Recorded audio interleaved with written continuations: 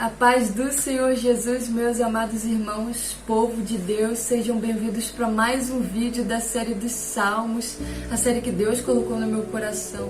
Graças a Deus, mais um vídeo dos Salmos aqui com vocês. Meus irmãos, feliz ano novo, que Deus abençoe 2024 de vocês. Dei uma pausa nos vídeos por causa das festas, mas estou de volta, graças a Deus. E sem mais enrolação, vamos para o vídeo do Salmo 14. Bem, meus irmãos, como vocês sabem, vocês que já acompanham o canal aqui, se você é novo, bem-vindo, fique à vontade. O meu Deus, que é meu Pai, é o seu Pai também. Aqui no canal eu faço assim, a dinâmica do vídeo é que eu leio o Salmo com vocês, o Salmo 14 completo, depois eu venho comentando. Se vocês tiverem algum comentário, alguma análise, alguma coisa que venha acrescentar, pode comentar, que você vai tanto me ajudar quanto ajudar os irmãos também. Porque o entendimento que Deus me dá pode ser diferente do entendimento que Ele te dá. E assim a gente vai se fortalecendo e se acrescentando no reino, amém? Então vamos começar. Salmo 14, já abre sua Bíblia aí comigo. A versão da minha Bíblia é a versão ARA, Almeida Revista e Atualizada. O título começa assim: A corrupção do pecado e a sua redenção. Salmo 14. Ao mestre de canto, Salmo de Davi. Diz o insensato no seu coração: não há Deus. Corrompe-se e pratica abominação. Já não há quem faça o bem. Do céu olha o Senhor para os filhos dos homens, para ver se há quem entenda, se há quem busque a Deus. Todos se extraviaram e juntamente se corromperam. Não há quem faça o bem, não há nem um sequer. Acaso não entendem todos os obreiros da iniquidade, que devoram o meu povo, como quem come pão, que não invocam ao Senhor? Tornar-se-ão de grande pavor, porque Deus está com a linhagem do justo.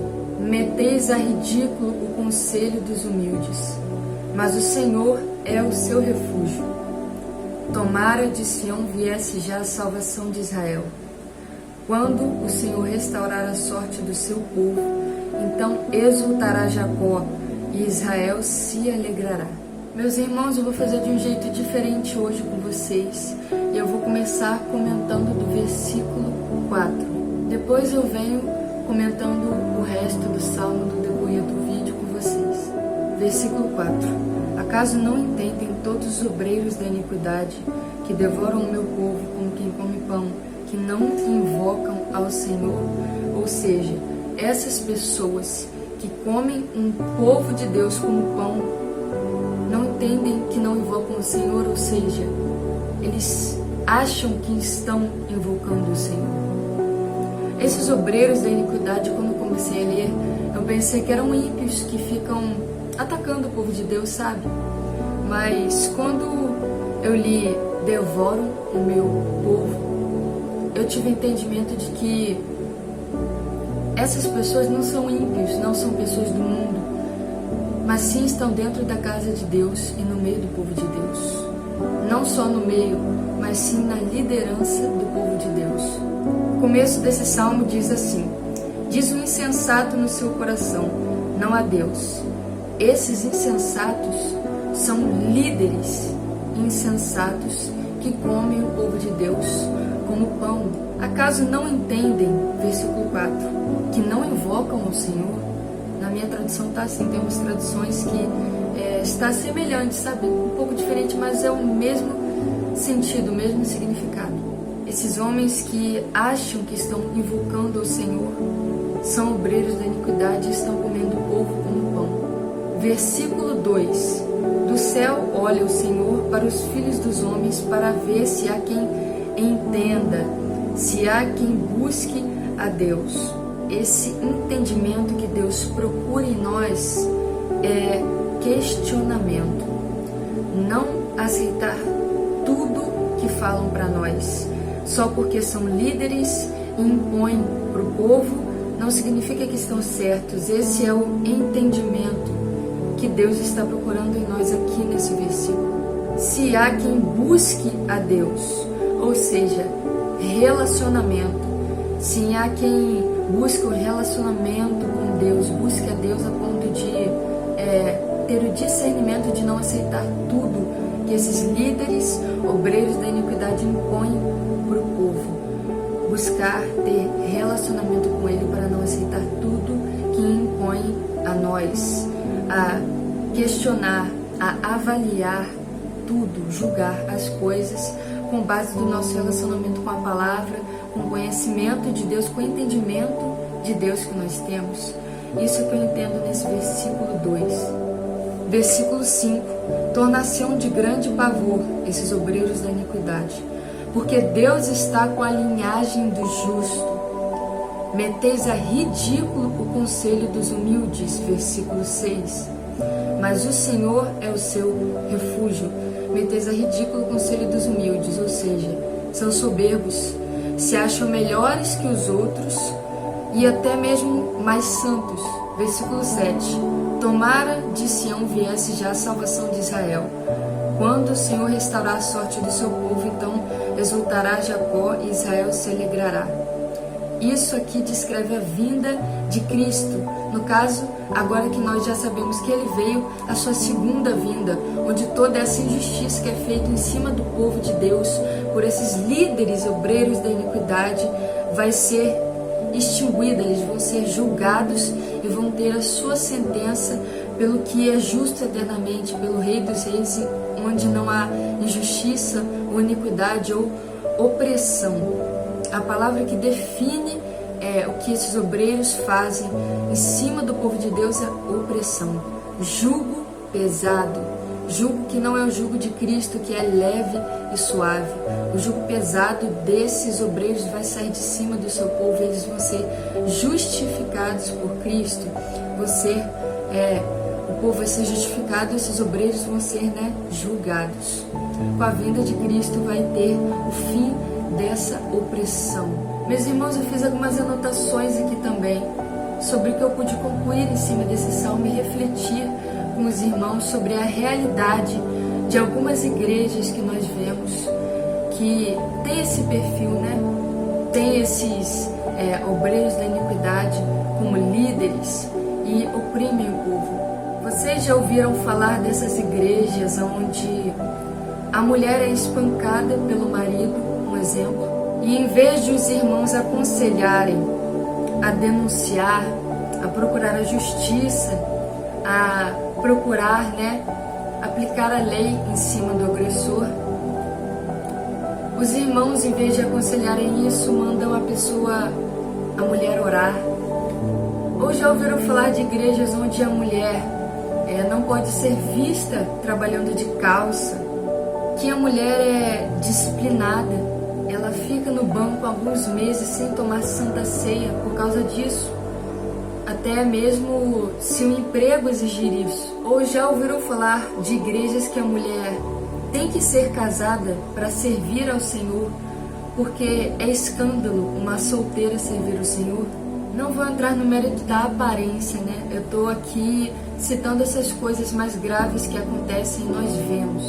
Coisas que impedem o povo de servir ao Senhor. E essas coisas, meus irmãos, que eu estou citando não são fictícias, porque eu ouvi de uma mulher que viveu tudo isso. Ela foi espancada pelo marido e mandaram ela orar em vez de procurar a justiça. Ela foi vista no trabalho por algum irmão, foi denunciada e ficou em disciplina, sem poder tomar santa ceia e servir ao Senhor por meses por causa disso, porque o emprego dela exigia que ela usasse calça no emprego. E nessa mesma congregação, ela também queria servir o Senhor, mas era solteira, então ela arranjou alguém para casar e casou e viveu tudo isso. Porque solteira, ela não podia servir ao Senhor, porque era escândalo para a imagem da igreja. Agora, irmãos, eu estou falando isso tudo porque Deus, Ele tocou no meu coração para falar sobre esse tema, sobre esse assunto em cima desse salmo. Essa foi a revelação, o entendimento que Deus me deu. Quem aceita, gosta ou segue essa doutrina, ok, tudo bem, eu não estou falando para você ser radical ou largar tudo e jogar para cima. Se você gosta e segue essa doutrina, tudo bem, pode ficar em paz. Mas eu quero me dirigir nesse vídeo às pessoas que são oprimidas por esse tipo de doutrina, que não se sentem bem nesse tipo de igreja, se sentem opressas, tristes, com o jugo pesado sobre as costas, o fardo que não é suave e leve como o do nosso Senhor Jesus. Eu falo sem medo de errar para você que se identifica com esse fardo pesado. Saia dessa congregação e procure outra congregação que tenha como base a palavra do Senhor. Eu digo isso com certeza, meus irmãos, porque eu sou guiada pelo Espírito Santo e Deus me pediu para vir falar desse tema nesse vídeo. Então eu tenho certeza que há pessoas que estão passando por isso, me vendo nesse momento, que precisam ouvir da boca de alguém isso, que esse jugo pesado não é normal e que Deus não quer isso para a sua vida. Você tem liberdade de servir ao Senhor sem nenhum rótulo, sabe? Claro que eu não estou falando para você largar uma igreja e ir para outra que não siga a palavra, que seja libertinosa, que venha a liberar bebida, cigarro, até homossexualidade. Eu não estou falando isso. Tenha sabedoria e entendimento e relacionamento com Deus, como fala no Salmo. Use o entendimento que Deus te dá.